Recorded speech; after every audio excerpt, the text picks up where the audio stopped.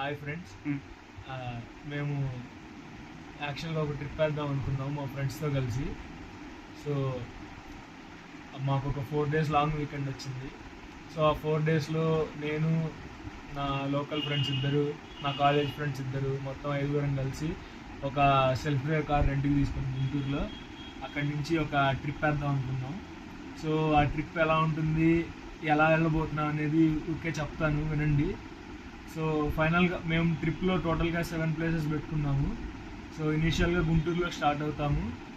Last destination వచ్చేసి మంత్రాలయం అవుతుంది. Return మళ్ళీ గుంటూరు వస్తాము. సో టోటల్గా 1100 నుంచి 1200 kilometers రౌండ్ ట్రిప్ అవుతుంది ఇదంతా. దానికి ఇనీషియల్గా మనం వెళ్ళే దారిలో ఏమేమి టెంపుల్స్ కవర్ అవుతాయి, ఎలా కవర్ చేయొచ్చు అని ఊరికే ఎగ్జాంపుల్గా ఒకటి చెప్తాను.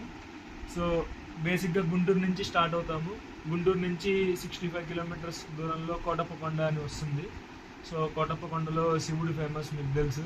అక్కడ దక్షిణామూర్తి కూడా చాలా ఫేమస్ కాబట్టి దక్షిణామూర్తి, శివుడు వాళ్ళని దర్శనం చేసుకొని అక్కడి నుంచి త్రిపురాంతకం వెళ్తాము. అక్కడి నుంచి త్రిపురాంతకం ఒక 70 to 80 kilometers వస్తుంది.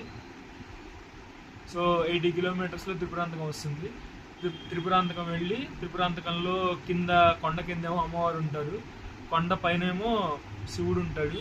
సో వాళ్ళిద్దరిని దర్శనం చేసుకొని అక్కడ త్రిపురాంతకం అని పేరు ఎందుకు వచ్చిందంటే త్రిపురాలు అక్కడ నాశనం చేశాడు శివుడు కాబట్టి త్రిపురాంతకం అనే పేరు వచ్చింది.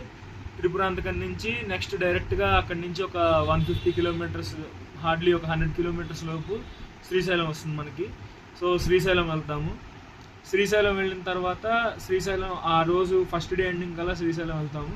శ్రీశైలంలో అక్కడ స్టే చేసి నెక్స్ట్ డే పొద్దున్నే శ్రీశైలంలో స్వామివారి దర్శనం చేసుకొని, కావాలంటే పొద్దున్నే ఎర్లీ మార్నింగ్ వెళ్ళి ధూళి దర్శనం చేసుకోవచ్చు. ధూళి దర్శనం చేసుకున్న తర్వాత అటు నుంచి ఇష్టకామేశ్వరి అమ్మవారి దర్శనం చేసుకుంటాము. ఇష్టకామేశ్వరి అమ్మవారికి నుదురు తాకితే అచ్చం మనిషి నుదురు తాకినట్టు మెత్తగా ఉంటుంది. సో అక్కడ అయిపోయిన తర్వాత శ్రీశైలంలో భోజనం చేసేసి మధ్యాహ్నం బయలుదేరుతాము. అటు నుంచి జోగులాంబ, అలంపూర్ జోగులాంబ అమ్మవారి దగ్గరికి వెళ్తాము. అక్కడి నుంచి ఒక 120 kilometers ప్లస్ ఉంటుంది అది.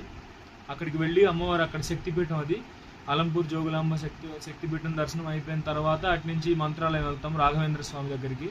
సో మంత్రాలయం గురించి మీకు తెలుసు, రాఘవేంద్ర స్వామి యొక్క జీవ సమాధి అక్కడే ఉంటుంది. దానికి చాలా విశిష్టత ఉంది. దాని విశిష్టత ఏంటనేది తర్వాత చెబుతాం. అక్కడి నుంచి బయలుదేరిన తర్వాత పంచముఖి హనుమంతుడిది ఉంటుంది. పంచముఖి హనుమంతుడికి వెళ్ళిన తర్వాత అక్కడ ఆయన దర్శనం చేసుకొని అక్కడి నుంచి రిటర్న్ వచ్చేటప్పుడు అహోబిలం వెళ్తాం. అహోబిలం గురించి మీకు తెలిసిందే. పూర్వకాలంలో ప్రహ్లాదుడిని కాపాడడానికి నరసింహస్వామి వచ్చి హిరణ్యకశిపుడిని చంపేసిన తర్వాత దేవతలందరూ ఆయన్ని అహోబల అని చెప్పి పొగుడుతూ ఉంటారు. దాన్నే కాలక్రమంలో అది అహోబిలంగా మారిపోయింది. సో బేసిక్గా అహోబిలంలో దిగువ అహోబిలం, ఎగువ అహోబిలం అని చెప్పి 2 ఉంటాయి. సో ఎగువ అహోబిలంలో పైన మనకి ఒక 2 hours ట్రెక్కింగ్ ఉంటుంది. ఆ ట్రెక్కింగ్ చేస్తే పైన మనకి ఉగ్రస్తంభం వస్తుంది. ఆ ఉగ్రస్తంభాన్ని చూసుకోవడానికి మనకి అహోబిలం మొత్తానికి 1 day పడుతుంది. అది అయిపోయిన తర్వాత మళ్ళీ ఇప్పటికే మనకి మంత్రాలయం లాస్ట్ అయిపోతుంది. మంత్రాలయం నుంచి రిటర్న్ వస్తున్నప్పుడు 235 kilometers వచ్చిన తర్వాత మనకి అహోబిలం వస్తుంది.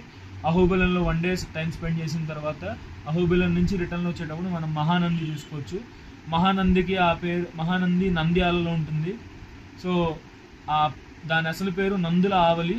9 నందుల గుళ్ళ మధ్యలో మహానంది క్షేత్రం ఉంటుంది కాబట్టి అది నందుల ఆవలి కాస్త కొన్ని ఏళ్ల తర్వాత నంద్యాలగా మారిపోయింది. సో అక్కడ బేసిక్గా నంది ఫేమస్ అనమాట. సో యాక్చువల్గా అది నంది యొక్క గుడి. సో నంద్యాలలో స్వామివారి దర్శనం చేసుకుంటాము. బట్ నంద్యాలలో ఏంటంటే అమ్మవారిని తప్పకుండా చూడాలి ఫ్రెండ్స్, ఎందుకంటే అమ్మవారి యొక్క ముక్కు పుడక అనేది విపరీతంగా కాంతివంతంగా ఉంటుంది. చాలా చాలా బాగుంటారు. సో నంద్యాల మహానంది దర్శనం చేసుకున్న తర్వాత మళ్ళీ ఒక 5-6 hours పడుతుంది రిటర్న్ గుంటూరు రావడానికి. సో బేసిక్గా ఈ 7 కవర్ చేసుకోవచ్చు. మీరు కావాలంటే వెళ్ళే దారిలో గద్వాల్ ఫోర్ట్ కానీ లేదా వేరే ఏమన్నా 1-2 టెంపుల్స్ కవర్ చేసేలాగైనా టోటల్గా 4 to 5 days అయితే పడుతుంది మీకు. బట్ ఇంకొకటి, ఇప్పుడు బేసిక్గా దీనికి అసలు ప్రైసెస్ ఎలా పడతాయి అనేది మనం కంపేర్ చేసుకుంటే, మేమైతే కార్ రెంట్కి తీసుకుంటున్నాము. మేము నెక్సాన్ కార్ తీసుకున్నాం కాబట్టి మాకు పర్ డే 2200 నుంచి 2400 చెప్పాడు.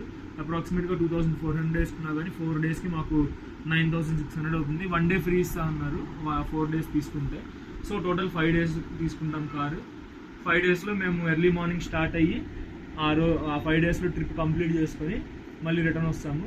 పెట్రోల్ కానీ అదంతా క్యాలిక్యులేట్ చేసుకుంటే ఒక అప్రాక్సిమేట్ యావరేజ్గా పర్ లీటర్కి మనకి 15 ఇస్తుంది అనుకున్న మైలేజ్. అది ఈజీగా 10,000 పడుతుంది విత్ టోల్స్ అండ్ పార్కింగ్ కలిపి. అండ్ రూమ్స్ కానీ అకామిడేషన్ కానీ ఫుడ్ కానీ ఇవన్నీ కలిపి ఇంకొక 10,000 ఈజీగా అవుతాయి 5 డేస్కి. 10,000 to 15,000 టోటల్గా మీరు ఒక 30,000 to 35,000 పెట్టుకుంటే 5 మెంబర్స్కి పర్ హెడ్ 6,000 to 7,000 వేసుకుంటే మీరు ఇవన్నీ కంప్లీట్ చేసుకోవచ్చు ట్రిప్లో. అదే మీరు ఇండివిజువల్గా ఒక్కొక్క ప్లేస్కి వెళ్ళాలంటే మీకు 2,000 అవుతుంది. సో అది ఫ్రెండ్స్ మేము 5 డేస్లో ప్లాన్ చేసుకున్న ట్రిప్. దాని గురించి డీటెయిల్స్ అనేవి నెక్స్ట్ వీడియోలో చెప్తాను.